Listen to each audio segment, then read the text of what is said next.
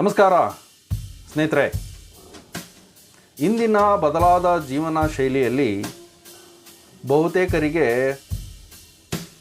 ಹೊಟ್ಟೆಯ ಬೊಜ್ಜು ಬಹಳ ಇದೆ. ಹೊಟ್ಟೆಯ ಬೊಜ್ಜು ಸುಲಭವಾಗಿ ಬರುತ್ತೆ, ಆದರೆ ಅದನ್ನು ಕರಗಿಸ್ಕೊಳ್ಳಲು ಆಗೋದಿಲ್ಲ. ಅದನ್ನು ಯಾವ ರೀತಿಯಲ್ಲಿ ಮಾಡಬೇಕು ಅಂತ ನಾನು ಹೇಳ್ತೀನಿ ನೋಡಿ.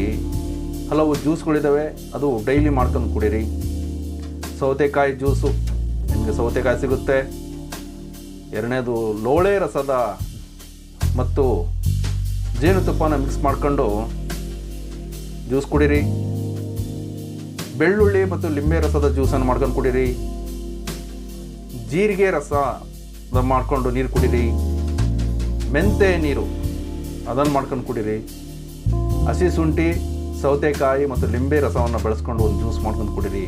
ಈ ಥರ ದಿನೇ ದಿನೇ ಅಂತರ ಕಾಟ್ಕೊಂಡು ಕುಡಿದ್ರೆ ನಿಮಗೆ ಒಂದು ಒಳ್ಳೆಯ ರಿಸಲ್ಟ್ ಬರುತ್ತೆ. ಹಾಗೆಯೇ ಇದು ನೀವು ಡೈಲಿ ಮಾಡುವ ಒಂದು ವಿಚಾರ ಏನಪ್ಪ ಅಂತ ಹೇಳಿದ್ರೆ, ನೀವು ಬೆಳಿಗ್ಗೆ ಎದ್ದಾಗ ಬಾಯಿ ತೊಳೆಯದೆ 2 ಕಪ್ ನೀರನ್ನು ಕುಡೀರಿ. ತಣ್ಣೀರು ಕುಡೀರಿ. ಟೀ ಕಾಫಿ ದಯವಿಟ್ಟು ಕುಡಿಬೇಡಿ. ಅದು ರಾತ್ರಿ ಎಲ್ಲ ಭಾಳ ಕಾನ್ಸ್ಟೆಂಟಾಗಿರುತ್ತೆ ಹೊಟ್ಟೆ. ಬೆಳಿಗ್ಗೆ ಎದ್ದಿದ ಕೂಡಲೇ ನೀರು ಕೇಳ್ತಾ ಇರುತ್ತೆ. ಆದರೆ ಒಂದು ಹ್ಯಾಬಿಟ್ ಮಾಡ್ಕೊಂಡ್ರೆ ಬೆಳಗಿನ ಟೀ ಮತ್ತು ಕಾಫಿ ಕುಡಿಯೋದನ್ನು ದಯವಿಟ್ಟು ಮಾಡಬೇಡಿ. ಬಾಯಿ ತೊಳೆಯದೆ ನೀರನ್ನು ಕುಡೀರಿ. ಒಳ್ಳೆಯ ಒಂದು ಎಫೆಕ್ಟ್ ಸಿಗುತ್ತೆ. ಅದಕ್ಕೆ ನಿಮಗೆ ಗೊತ್ತಾಗುತ್ತೆ, ನಿಮ್ಮ ಒಂದು ದೇಹದಲ್ಲಿ ಚೇಂಜಸ್ ಗೊತ್ತಾಗ್ತಾ ಇರುತ್ತೆ. ಹಾಗೆ ರಾತ್ರಿ ಊಟ ದಯವಿಟ್ಟು 8 ಗಂಟೆಯ ಒಳಗೆ ಮಾಡಿ.